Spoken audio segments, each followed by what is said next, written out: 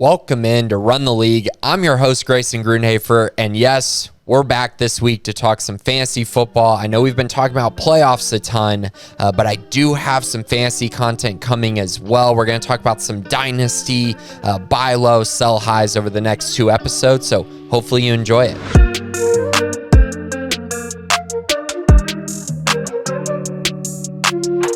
Okay, welcome in, everyone. I know it's pretty much just a crazy time in the NFL, right? Because the Super Bowl's coming up, but there's a week off, so everybody's just getting excited, getting ready for that Bengals versus Rams Super Bowl.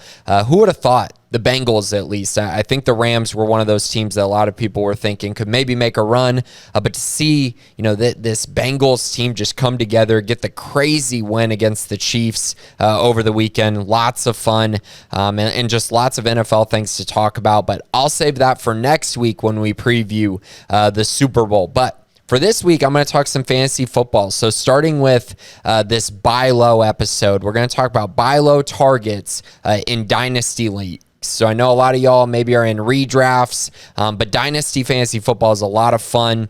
You basically draft your team, and then, of course, that team stays together for a long time as you kind of make trades and try to move up in various rookie drafts. And the rookie drafts are the drafts that you have every single year. So it's a lot of fun, but it also helps in redraft leagues because everyone's pretty much going to be looking at this and seeing kind of how I value guys going forward and maybe the kind of impact they'll have next season as well. So the first buy low candidate is one that I think is going to be talked about a ton all year long, and that's Christian McCaffrey.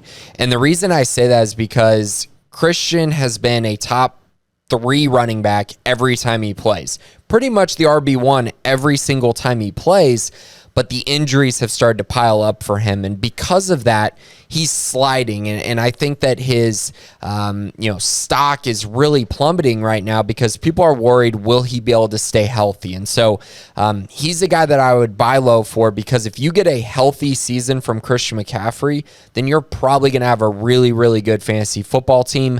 I expect his ADP to climb up inside the top 4 before redraft season. So he's definitely one I'm looking at. I would trade probably, how about Travis Etienne straight up for him? I think people would consider doing that even though Etienne's coming off the injury. If you need to add a little more, maybe Etienne in a second for McCaffrey. Now, keep in mind here, this is all about value. So don't go out and spend your entire roster for Christian McCaffrey because he is 25 years old. He does have an injury history, but if you can buy him low, he's a great candidate to go out and potentially win you a league next year. Next buy low candidate is Michael Carter of the New York Jets. And I think I'm going to mix these two together because they kind of have a similar story. So Michael Carter of the Jets and then Elijah Mitchell of the 49ers. So starting with Carter, he's very talented in some regards. I think he's a very good pass catcher, not the most elite runner, but what I see from him is a guy who was very consistent throughout his rookie season. He had 9 top 30 finishes on the year. Now, he only had 1 top 10, but he was the RB1 overall that week. So the upside really wasn't there this year, but I do think if Tevin Coleman and Ty Johnson are kind of pushed to the side a little bit and Carter gets more of the snaps, I think he could have a really, really good season and potentially be a fringe top 12, maybe top 15 running back next year. So I would go out and try to see if you can't get him on the cheap, especially because he finished, not extremely high. He was 36th in points per game. That's an RB3. So if you can get him at that value, I definitely would. The other guy that I mentioned, Elijah Mitchell, it's the same story. He's clearly the most talented back on his team.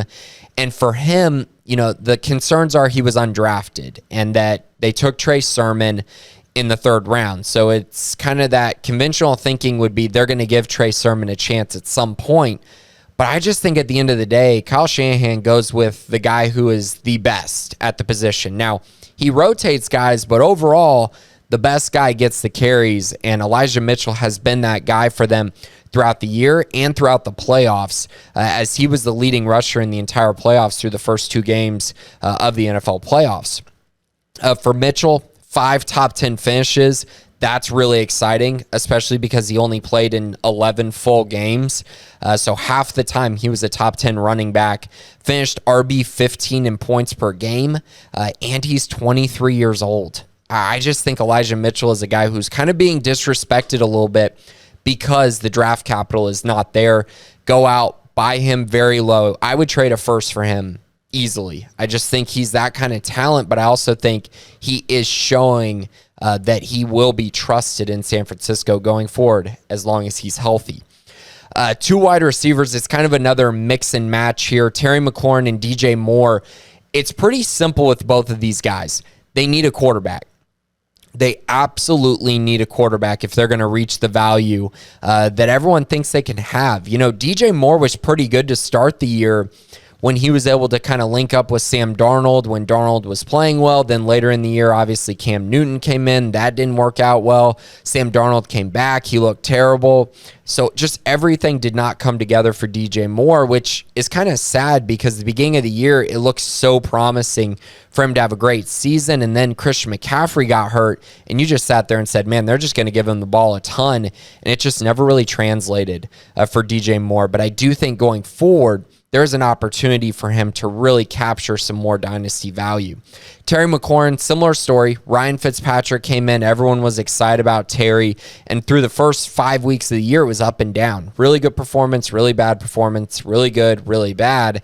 And then at the end of the year, it just completely tailspin. So I think Terry is another prime example of if you don't have a quarterback, it's very hard to be fantasy relevant. There are very few guys that can perform without a quarterback, and the ones that come to mind are Allen Robinson and DeAndre Hopkins, who are vets who have been doing it for a long time. They were able to excel without a quarterback, but some guys just can't do that. And honestly, it's not really surprising. It's hard to be relevant when you're getting inaccurate targets or when your quarterback can't hit you in the end zone. It's very difficult to have a successful season. Two more running backs to mention, and they're both backups, and that's why I kind of like buying low for both of them because you're only going to have to give up probably a third or fourth round pick for these guys. And one is matchup kind of landing spot dependent, and then the other one is more just a bet. So the first one who is kind of landing spot dependent is Deonta Foreman, running back for the Tennessee Titans. He really showed up at the end of the year. Showed some progression, showed like a guy who was finally healthy from his Achilles injury. He had 3 top 10 finishes.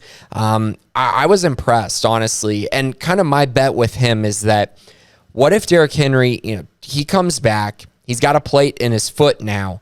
What if they decide to kind of share that workload a little bit, which honestly I think they should. It might allow them to extend Derrick Henry's career a little bit and also allow Deonta Foreman a role on this team. Now, he could also go end up somewhere else because he is a free agent.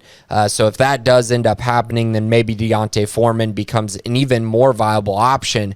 But trade for him now before that happens, because what if he goes somewhere where he's the legit first and second down running back? His value is going to go through the roof. The other guy is just a bet, and that's Alexander Mattison, running back for the Minnesota Vikings. Dalvin Cook, of course, is there. So we know the story. Dalvin has pretty much gotten all the work over the last few years when he's been healthy. But the Vikings are going to go get a new head coach. So who knows what they're going to try to do? Who knows kind of which direction they're going to go at the running back position? And my bet is they're going to share the workload between the two of them. Alexander Mattison had 4 top 15 finishes this year and is a guy who showed every time he got at least 13 touches, he finished inside the top 15. That should say something. He was really, really effective when he got the touches and carries necessary. So he's the guy who I would definitely look to trade for. Problem is a lot of fantasy managers have been waiting for Dalvin Cook to kind of go over the cliff, and then Alexander Mattison gets to come in and fill that role. So he might not be one that you're able to get cheap, but I think you can if you find the right fantasy manager. So that's it on this first episode of Run the League. Later on in the week, I'll have a Sell High episode as well. Pretty much all of it is covering Dynasty football. So hopefully you enjoy. This has been Run the League with Grayson Grunhafer.